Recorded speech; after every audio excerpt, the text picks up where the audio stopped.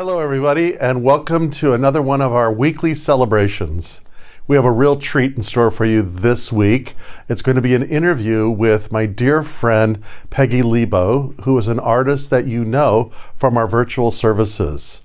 So with Peggy Lebo in the house, Craig Lozzi as our practitioner in the house, and myself, I invite you to settle in, relax, and enjoy a deeply enriching experience. Many blessings.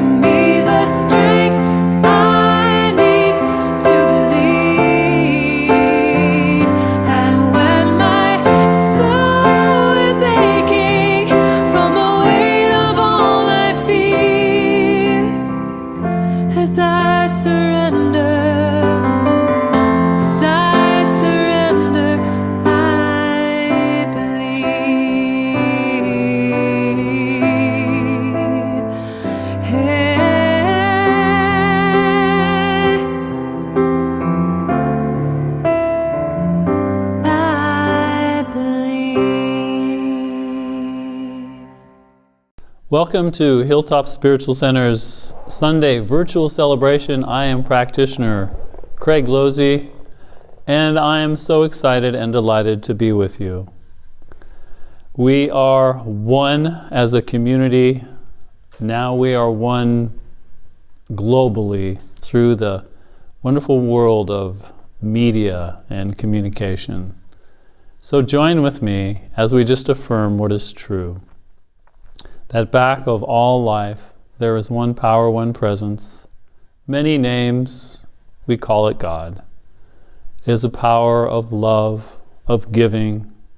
It is a power that is the thread connecting all life, weaving all into one beautiful fabric, each individual fiber, part of the whole. And so I'm knowing this service is a reflection of that. As we hear inspirational words and music, and we feel the presence of each other, we are reconnected with the truth that we are all one. And so I'm grateful to know and speak this, and so it is. This month we are exploring the path of renewal. We have only to look to nature to see how the dormancy of winter is transformed in the full song of spring. Today's reading is a poem from that 13th century poet and mystic Jalaluddin Rumi, entitled The Springtime of Lovers. In this poem, the word Cathar refers to that mythological pool of abundance in paradise that offers to the thirsty soul a cool, refreshing, and renewing drink. The springtime of lovers. The springtime of lovers has come, that this dust bowl may become a garden. The proclamation of heaven has come, that the bird of the soul may rise in flight. The sea becomes full of pearls. The salt marsh becomes sweet as Cathar. The stone becomes a ruby from the mind. The body becomes holy soul. I invite you for today's meditation to contemplate these words from Ernest Holmes. Let them wash over you, resonate within you, and awaken your own knowing of truth. I know there is a power for good, which is responding to me and bringing into my experience everything necessary to my unfoldment, to my happiness, to my health, to my peace, and to my success. I know there is a power for good that enables me to help others and to bless the whole world. So I say quietly to myself, there is one life. That life is God. That life is perfect. That life is my life now. It is flowing through me, circulating in me. I am one with its rhythm. My heart beats with the pulsation of the universe, in serenity, in peace, and in joy. My whole physical being is animated by the Divine Spirit. And if there is anything in it that does not belong, it is cast out, for there is one perfect life in me now. And so I say to myself, I am guided daily so that I shall know what to do under every circumstance, in every situation. Divine intelligence guides me in love, in joy, and in complete self-expression. Desiring that the law of good alone shall control me, I bless and prosper everything I am doing. I multiply every activity. I accept and expect happiness and complete success. realizing that I am one with all people, I affirm there is a silent power flowing through me and them, which blesses and heals and prospers, makes happy and glad their pathway. And realizing that the world is made up of people like myself, I bless the world and affirm that it shall come under the divine government of good, under the divine providence of love, and under the divine leadership of the supreme intelligence. For thine is the kingdom and the power and the glory forever. Amen.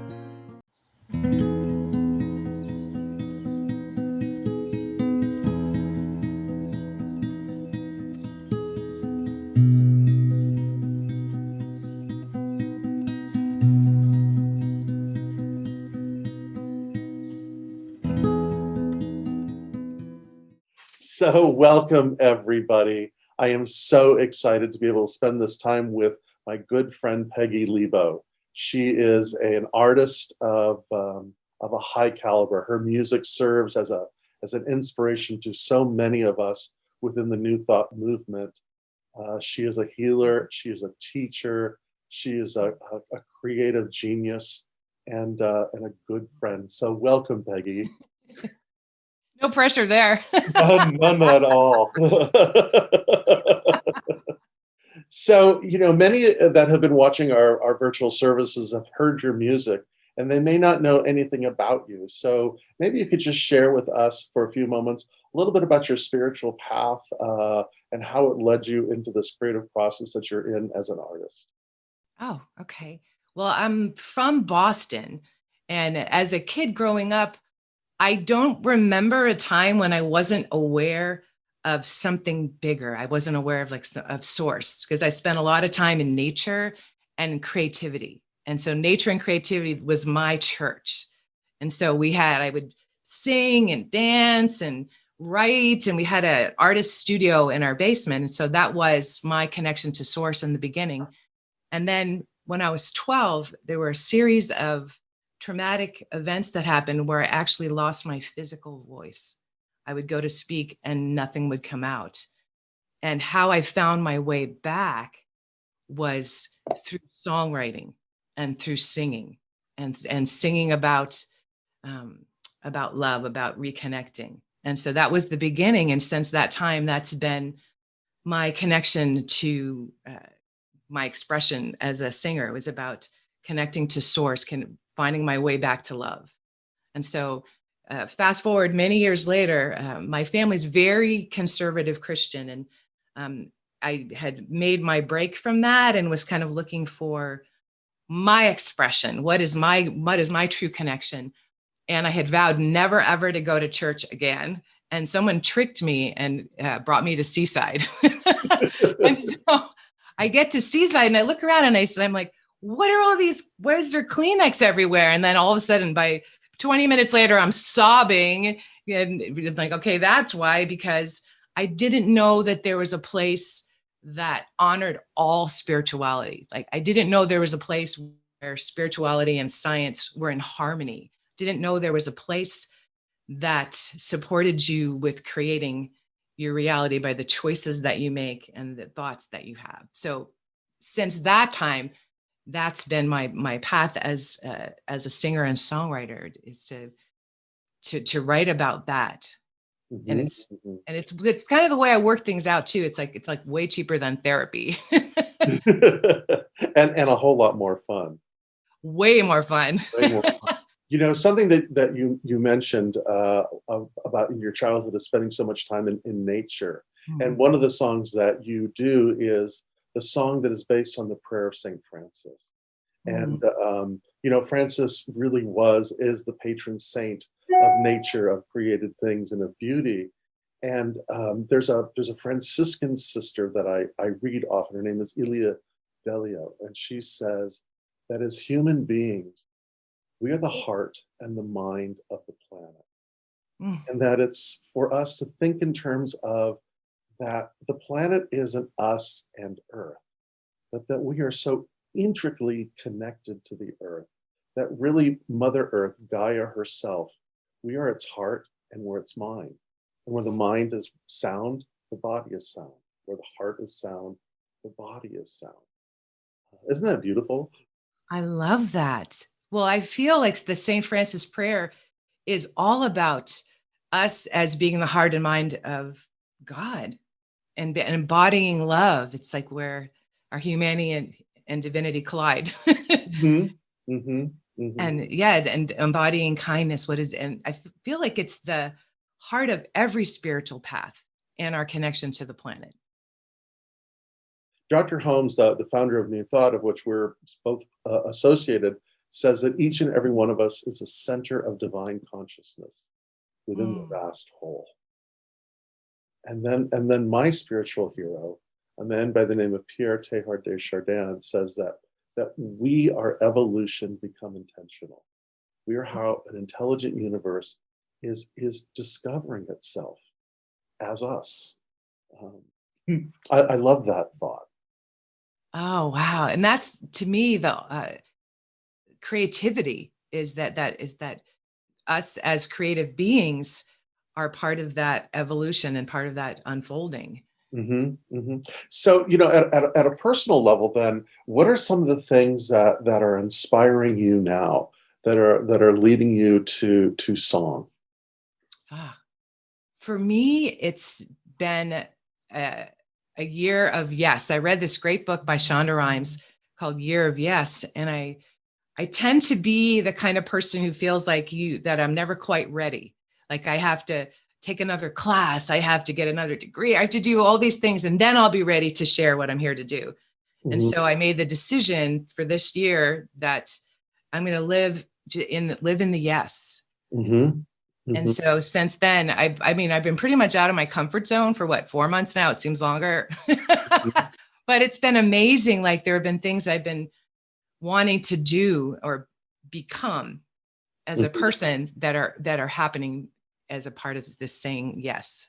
Mm-hmm.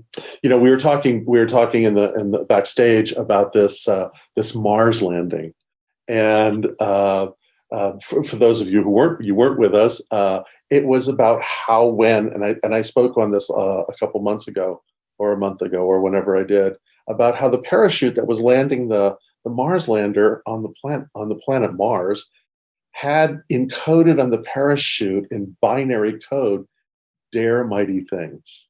And so being broadcast from Mars to Earth is the statement to dare mighty things. So what are some of the mighty things that you're being invited to dare or say yes to?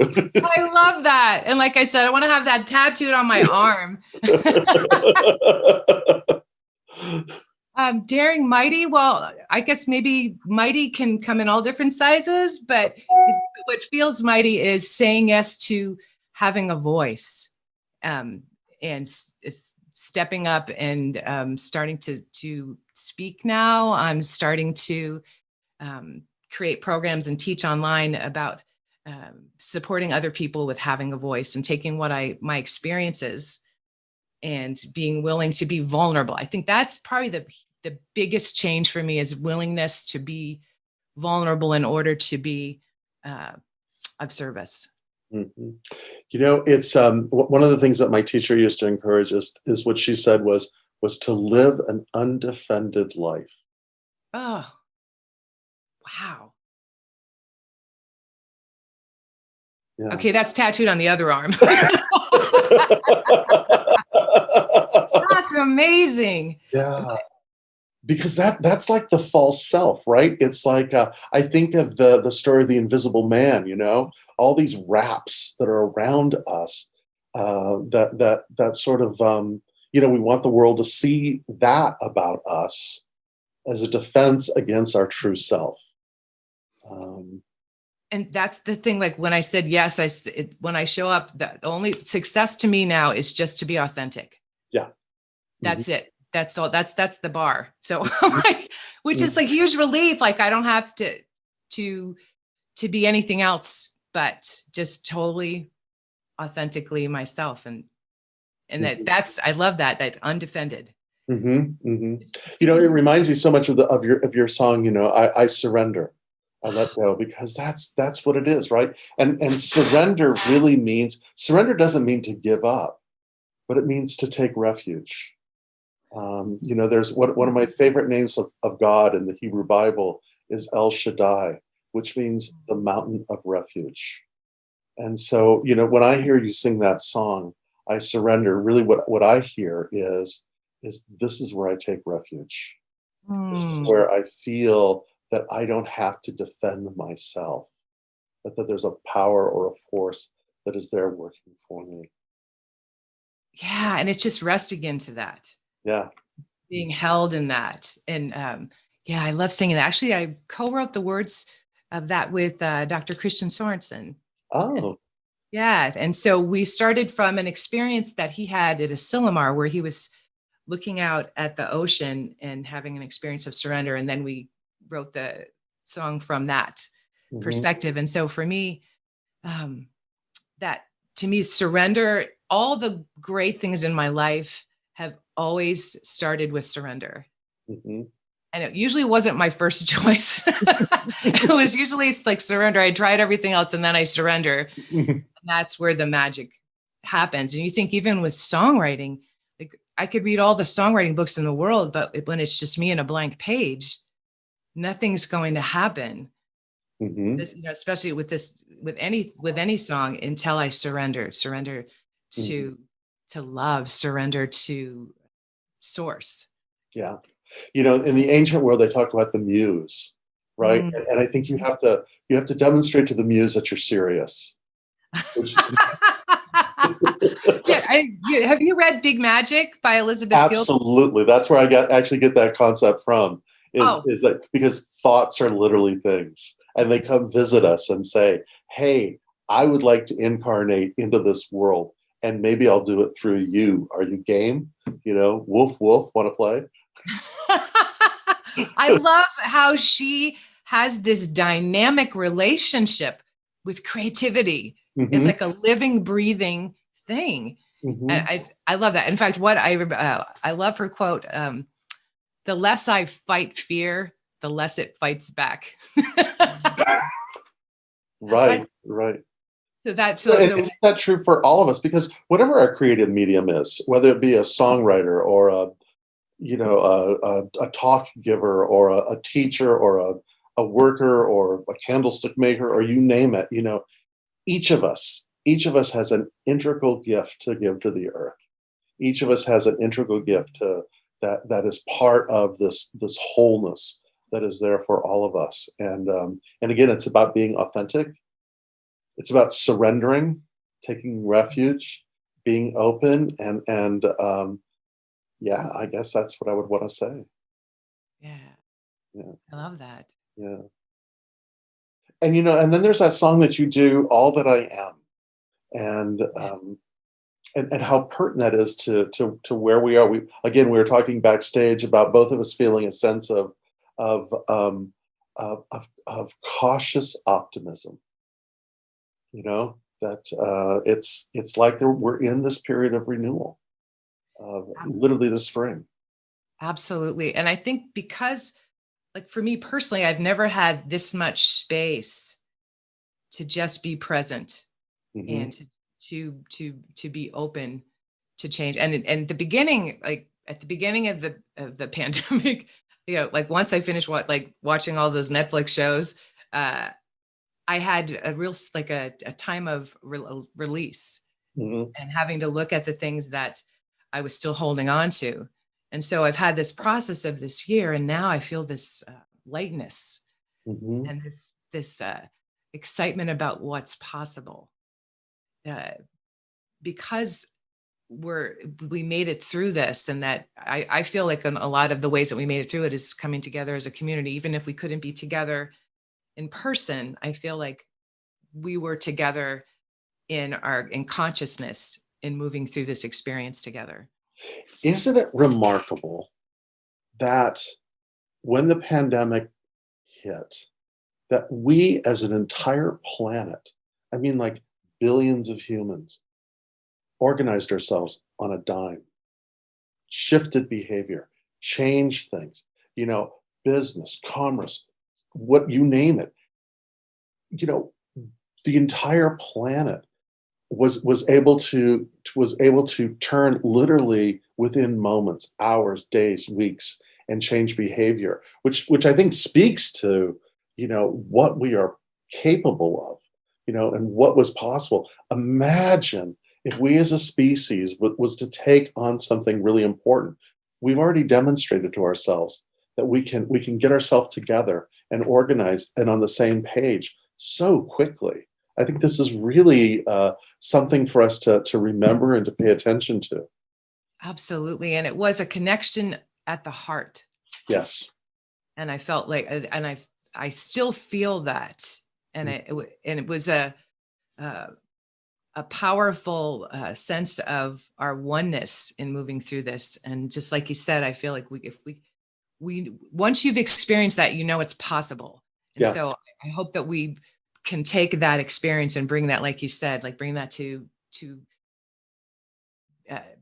healing and protecting the earth, bring it to healing and protecting anyone who doesn't have a voice or who's, I feel like we're on that verge of bringing that oneness to everything. A lens that I often use is it was articulated by the Franciscan, again, another Franciscan, Richard Rohr. Love those guys. Richard Rohr, who talks about this principle that is an evolutionary principle. It's a mystical principle. I'm sure you as an artist and as a mystic understand it, is that there's order, disorder, and reorder. Our life goes around and it's organized, right? There's an order to it, whether it's good, bad, doesn't matter, but it's predictable, it's understandable. There's an order. And then all of a sudden something happens, a phone call, a job loss, a relationship ends, you name it, a pandemic, and there is disorder where everything gets turned around. But then in time, there's reorder. And it's something new. It's not what it was. So I almost cringe when I hear people say, let's get back to normal. It's like, normal wasn't that good really, for most of the Sounds terrible. but reorder means new consciousness, right? Because how could we possibly be the same people we were at the beginning of this experience? Right. Mm-hmm. Mm-hmm. So it's like it changes our relationship with each other and the world. I mean, yeah, but I love that concept because it does feel like that, and that you can't create something new until something else falls away. And Peggy, this to me is what your music is all about.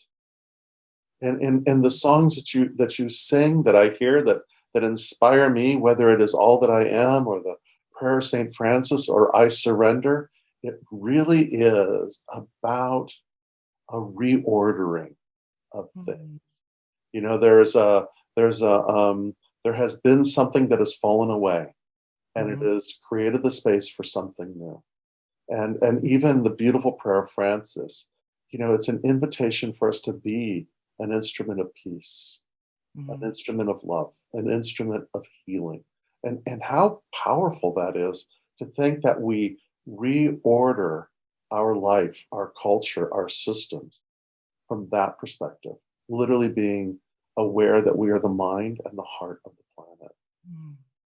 I love that. I think that's the only way it can happen. Yeah. And sooner or later, we're going to understand global consciousness. Eventually we're going to get it, and hopefully in a way that works beautifully for us. Yeah, grace and ease. Like we're Yeah. And to me, that's, we're in the Easter season. That to me, that's the whole message of what Jesus came to talk about. That line from the prodigal son. I am with you always, and everything that I have is yours. And that's how we begin to encounter the divine. It's with us always. Well, and I thought about that in preparing for us meeting today. That is in my life, that's been the constant. Yes. And I didn't know that in the beginning. I thought that it was changing, like it revolved around me. And then I was like, oh no, I revolve around it. It is always available. It is always there. when I am open and when I surrender. Mm-hmm. Wonderful. Yeah. So what I would like to do to Peggy is, because what's the old saying is never answer the question that you were asked, answer the question you want asked. So is there something that you would have liked me to have asked that you could have answered? I guess sources of inspiration for songs that might be a surprise. To me, like one of my greatest sources of inspiration are movies. Yeah. Oh. Like movies like that. There's a great line in Adaptation where you are what you love. And so, and a lot of times I remember watching the end of 6 Feet Under, where they go through the end of their lives. Mm-hmm. That was so moving to me. Mm-hmm. That the thing that the only constant there was their love for each other. Right. Mm-hmm. So things like that will spark a song. But those are my, like, a lot of times the things I quote are from movies. Mm-hmm. And then also poetry. I love poetry. I have one song that started as a Hafiz poem. When you are lonely and in darkness, I wish I could show you how brilliant your light is. And then that evolved into my song Shine. But it started like from that essence of those words, and then grew into a song. Mm-hmm. Okay, there's my tattoo.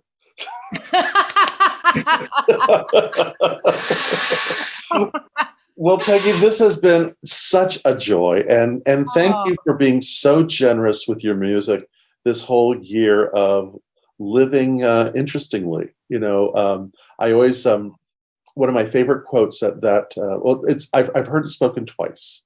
The first time I heard it was back in the 80s of Orson Welles, of all people, who said, "The greatest danger to art is the absence of limitation." Oh. Mm-hmm. And then something to push against. Yeah. Yeah, because you need a container. You need a form for the muse to reveal itself. Emerson says genius stands on limitation.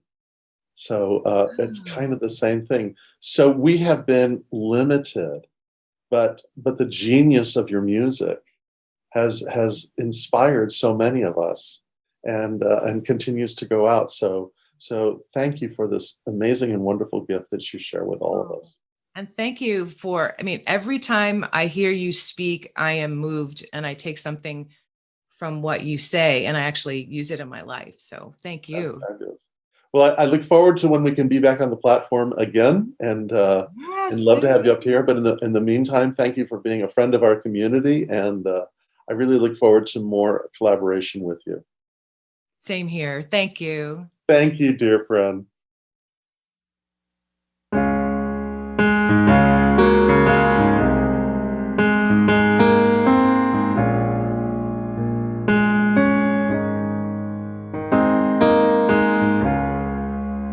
Make me an instrument of your peace and your love. Where there is hatred, I will bring love, and I will bring light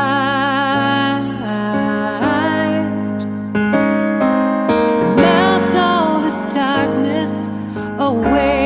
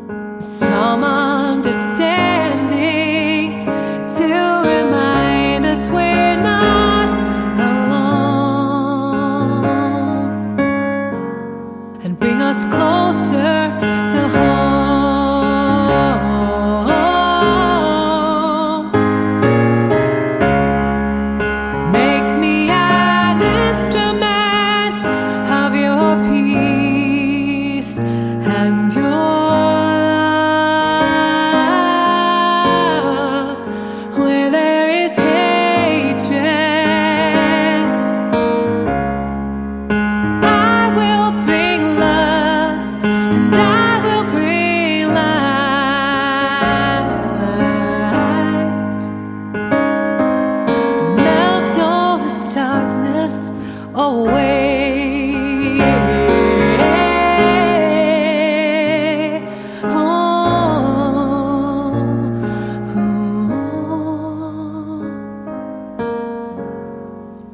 Oh, let me seek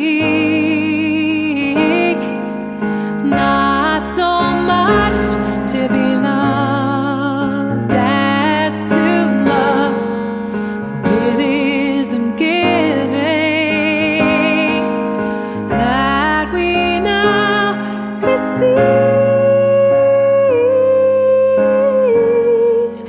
and it's in releasing we are set free.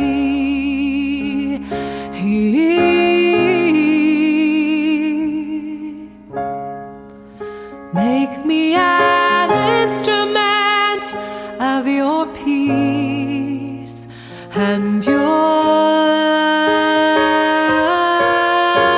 love. Where there is hatred, I will bring love, and I will bring light to melt all this darkness away.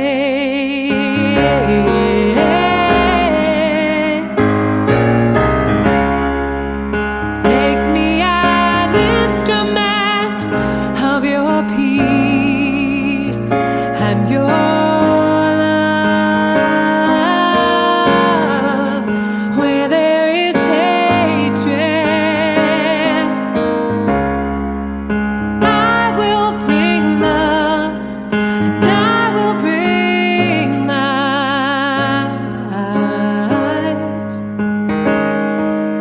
Melt all this darkness, melt all this darkness, melt all this darkness away.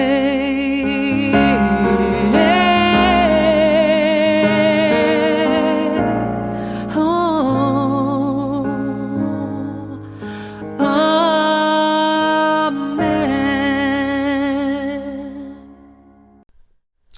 I am a practitioner at the Hilltop Spiritual Center. I give regularly to the Hilltop Center because it has given regularly to me. When I came to the Hilltop Center, certainly I had been on a path of evolution, and there were so many things that contributed to my growth spiritually. And coming here and gaining spiritual tools in a supportive, loving environment with colleagues and fellow congregants just lifted me to a new level that has really transformed my life. And so over the years, I have and continue to be spiritually fed. And I know there is a law of circulation that basically says whatever we receive, if we give it, we are capable of receiving and giving more. And so that's why I support the Hilltop Spiritual Center. There are so many wonderful tools and classes and inspirations and support in the form of practitioners that will listen to your situation and pray for you. And this particularly has been the tool that has helped me the most, is affirmative prayer. So I invite you to join with me in supporting the Hilltop Center and allowing it to flow in a greater way into your life. Thank you so much.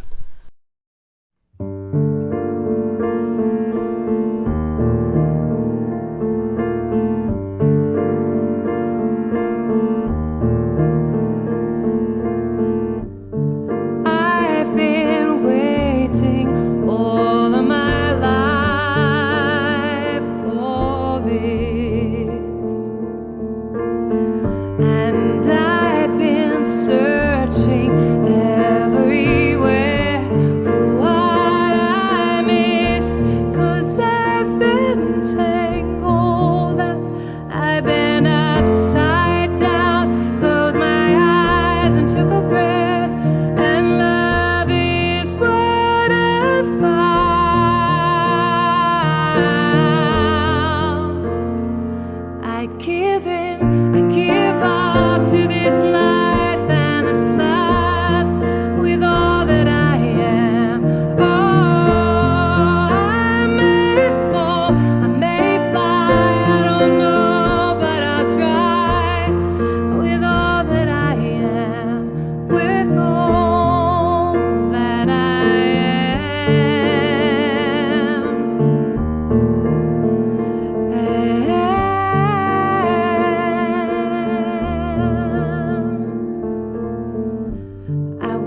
watch the